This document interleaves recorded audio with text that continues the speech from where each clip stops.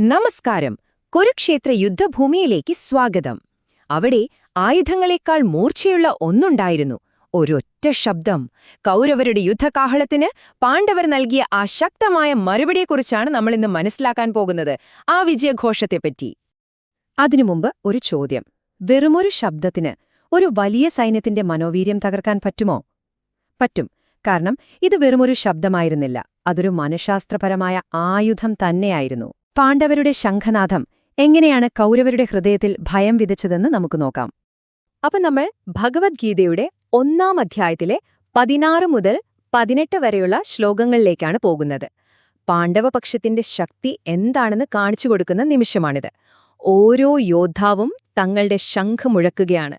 കൗരവരുടെ ആരവങ്ങൾക്കുള്ള ശക്തമായ ഒരു മറുപടി. പാണ്ഡവ സൈന്യത്തിലെ ഓരോ മഹാരഥനും തങ്ങളുടെ ശംഖ് മുഴക്കുന്നതിനെയാണ് ഈ ശ്ലോകങ്ങൾ വർണ്ണിക്കുന്നത്. 16-ാം ശ്ലോകം കേൾക്കൂ. അനന്തവിജയം രാജ കുന്തിപുത്രോ യുധിഷ്ഠിരഃ നകുലഃ സഹദേവശ്ച സുഘോഷ മണിപുഷ്പകൗ. ഇനി 17-ാം ശ്ലോകം.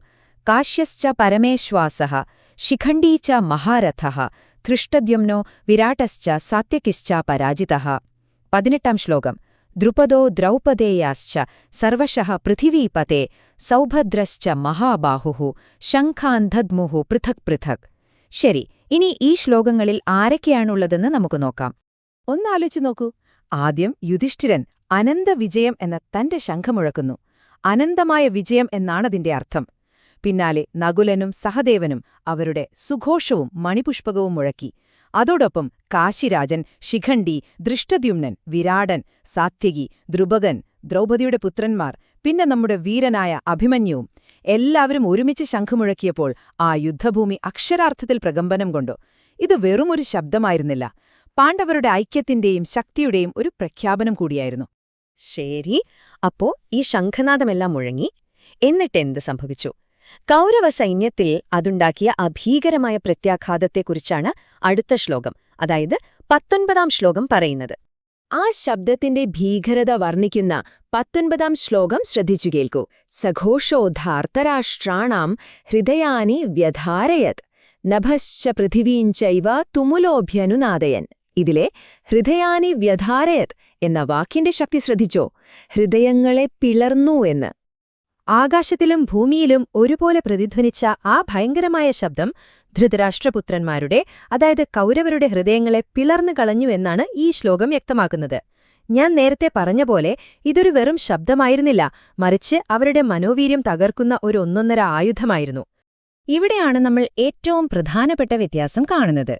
കൗരവർ ശംഖുമുഴക്കിയപ്പോൾ പാണ്ഡവർക്ക് ഒരു പേടിയുമുണ്ടായില്ല. പക്ഷേ പാണ്ഡവരുടെ ശബ്ദം കേട്ടപ്പോൾ കൗരവരുടെ നെഞ്ചു പിളർന്നുപോയി. എന്താണിതിന് കാരണം? ഉത്തരം വളരെ ലളിതമാണ്: ധർമ്മം. സാക്ഷാൽ ഭഗവാൻ കൃഷ്ണൻ കൂടെയുണ്ടെന്നുള്ള പൂർണ്ണ വിശ്വാസവും ആത്മവിശ്വാസവും പാണ്ഡവർക്കുണ്ടായിരുന്നു. എന്നാൽ അധർമ്മത്തിന്റെ പക്ഷത്തു നിന്ന കൗരവരുടെ ഉള്ളിലെ ഭയമാണ് ആ ശംഖനാദം കേട്ടപ്പോൾ പുറത്തുവന്നത്. ശരി, ഇനി നമ്മുടെ ശ്രദ്ധ ഈ കഥയിലെ കേന്ദ്ര കഥാപാത്രത്തിലേക്ക്, അതായത് അർജുനനിലേക്ക് തിരിക്കാം. 20-ാം ശ്ലോകം വളരെ പ്രധാനപ്പെട്ട ഒന്നാണ്. കാരണം ഇവിടെയാണ് അർജുനൻ യുദ്ധത്തിനായി തന്റെ വില്ലെടുക്കുന്നത്. ഭഗവത്ഗീതയിലെ മുഴുവൻ സംഭാഷണങ്ങൾക്കും തുടക്കം കുറിക്കുന്ന നിമിഷം കൂടിയാണിത്. ആ നിർണായക നിമിഷം വർണ്ണിക്കുന്ന 20-ാം ശ്ലോകം ഇതാ. അഥ വ്യവസ്ഥിതാൻ ദൃഷ്ട്വാ ധാർത്തരാഷ്ട്രാൻ കപിധ്വജഃ പ്രവൃത്തെ ശസ്ത്രസംഭാതെ ധനുരുദ്യമയ പാണ്ഡവഃ ഹൃഷീകേശം തദാ വാക്യം ഇദമാഹ മഹിപതേ. ഈ ഒരൊറ്റ ശ്ലോകമാണ് ഗീതയുടെ തുടക്കത്തിന് കാരണമാകുന്നത്. അണിനിരന്നു നിൽക്കുന്ന കൗരവ സൈന്യത്തെ കണ്ടതിനുശേഷം ഹനുമാന്റെ ചിഹ്നമുള്ള കൊടിയോടുകൂടിയ രഥത്തിലിരുന്ന പാണ്ഡുപുത്രനായ അർജുനൻ തന്റെ വില്ലെടുത്ത് അസ്ത്രം തൊടുക്കാൻ തയ്യാറായി. എന്നിട്ട് ഭഗവാൻ കൃഷ്ണനോട് ചില കാര്യങ്ങൾ പറയാൻ തുടങ്ങി. അവിടെ നിന്നാണ് ഗീതോപദേശം ആരംഭിക്കുന്നത്. ഇവിടെ വിജയത്തിന്റെ എല്ലാ സൂചനകളും വ്യക്തമാണ്. ഒന്നാമതായി അർജുനന്റെ രഥത്തിലെ കപിധ്വജം, അതായത് ഹനുമാന്റെ ചിഹ്നമുള്ള കൊടി. ശ്രീരാമന് വിജയം നൽകിയ അതേ ഹനുമാൻ. രണ്ടാമതായി സാരഥിയായി കൂടെയിരിക്കുന്നത് സാക്ഷാൽ ഭഗവാൻ കൃഷ്ണൻ, ഋഷികേശൻ, അതായത് എല്ലാ ഇന്ദ്രിയങ്ങളുടെയും അധിപൻ. അപ്പോൾ ഒന്ന് ആലോചിച്ചു നോക്കൂ, ദൈവവും ദൈവത്തിന്റെ ഏറ്റവും വലിയ സേവകനും ഒരുമിച്ച് ഒരേ പക്ഷത്തുള്ളപ്പോൾ വിജയമുറപ്പല്ലേ? പാണ്ഡവരുടെ വിജയം അവിടെത്തന്നെ തീരുമാനിക്കപ്പെട്ടിരുന്നു. നോക്കൂ, ഭഗവത്ഗീതയിലെ ഈ ചെറിയൊരു ഭാഗം പോലും എത്രമാത്രം ആഴത്തിലുള്ള അറിവാണ് നമുക്ക് നൽകുന്നത്, അല്ലേ? ഇതുപോലുള്ള ജ്ഞാനം കൂടുതൽ ആളുകളിലേക്ക് എത്തിക്കുക എന്ന ലക്ഷ്യത്തോടെയാണ് ഞങ്ങൾ ഗ്യാൻ കോഷ് പ്രവർത്തിക്കുന്നത്. അപ്പം ഞങ്ങളെപ്പറ്റി ചെറുതായി ഒന്ന് പരിചയപ്പെടുത്താം. ഈ വിവരണം കണ്ടതിന് ഒരുപാട് നന്ദി.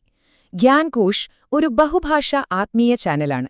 നമ്മളിവിടെ സനാതനധർമ്മത്തിന്റെ അറിവുകൾ ഇംഗ്ലീഷ്, ഹിന്ദി, മറാഠി, തമിഴ്, ഗുജറാത്തി, മലയാളം, ബംഗാളി തുടങ്ങി നിരവധി ഭാഷകളിൽ പങ്കുവയ്ക്കുന്നുണ്ട്. താമസിയാതെ തന്നെ കൂടുതൽ പ്രധാന ഭാഷകളും ഞങ്ങൾ ഉൾപ്പെടുത്തുന്നതായിരിക്കും. ഞങ്ങളുടെ പ്രധാന ലക്ഷ്യം എന്താണെന്ന് വെച്ചാൽ സനാതനധർമ്മത്തിന്റെ അമൂല്യമായ അറിവുകൾ വളരെ ലളിതമായ രീതിയിൽ നിങ്ങളിലേക്ക് എത്തിക്കുക എന്നതാണ്. ഭഗവത്ഗീത മാത്രമല്ല, ശ്രീമദ് ഭാഗവതം, ലളിതാ സഹസ്രനാമം, ദൈവത്തിൻ കുരൾ, നാരായണീയം, മഹാരാഷ്ട്രയിലെയും ബംഗാളിലെയും മഹാരഥന്മാരായ സന്യാസിമാരുടെ ജീവിതകഥകൾ, ആദിശങ്കരന്റെ ദിവ്യാവതാര കഥ, ഇങ്ങനെ നിരവധി വിഷയങ്ങളിൽ ഞങ്ങൾ എല്ലാ ദിവസവും വീഡിയോകൾ ചെയ്യുന്നുണ്ട്. അതും ഒന്നിലധികം ഭാഷകളിൽ ലഭ്യമാണ്. ഞങ്ങളുടെ ഈ യാത്രയിൽ നിങ്ങളും പങ്കുചേരുമെന്ന് വിശ്വസിക്കുന്നു. ഈ അറിവ് നിങ്ങൾക്ക് പ്രയോജനപ്പെട്ടെങ്കിൽ ദയവായി ഗ്യാൻ കോഷ് സബ്സ്ക്രൈബ് ചെയ്യണേ. അപ്പോൾ ഞങ്ങളുടെ ദൈനംദിന വീഡിയോകളെക്കുറിച്ച് നിങ്ങൾക്ക് അറിയിപ്പുകൾ ലഭിക്കും. ഈ ദിവ്യമായ അറിവ് നിങ്ങളുടെ കുടുംബാംഗങ്ങളുമായും സുഹൃത്തുക്കളുമായും പങ്കുവയ്ക്കാനും ലൈക്ക് ചെയ്യാനും മറക്കരുത്. നമുക്ക് ഒരുമിച്ച് സനാതനധർമ്മത്തിന്റെ ഈ പ്രകാശം കെടാതെ സൂക്ഷിക്കാം. നന്ദി.